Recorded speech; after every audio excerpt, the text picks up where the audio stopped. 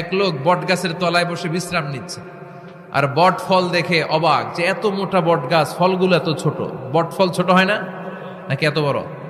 আর পাশেই ছিল কুমড়া গাছ, লাউ গাছ। আল্লাহরে গালে দিতেছে, আল্লাহর কি রুচি! চিকন চিকন কুমড়া গাছ, চিকন চিকন লাউ গাছ, এত বড় ফল, আর ইয়া মোটা বট গাছ, এতটুকু ফল। আল্লাহরে গালি দিতে দিতে ঘুমায় গেছে। আল্লাহরে গালি মারতে মারতে কখন যে ঘুমায় গেছে নিজেও জানেন। হঠাৎ একটা বট ফল পড়ছে একেবারে নাকে, লাফ দিয়ে উঠেছে। উঠে দেখে নাক দিয়ে রক্ত বেরোচ্ছে, ব্লিডিং। নাকের রক্ত মুছে আর পড়তে আরম্ভ করছে আলহামদুলিল্লাহ। কি পড়ে?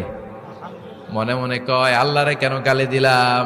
ওই কুমড়া যদি এইখানে হইতো, ওই লাউ যদি এইটার উপরে হতো, কুমড়া যদি একটা নাকের উপরে পড়তো, আমি নিজেই কুমড়া হইয়া যাইতাম।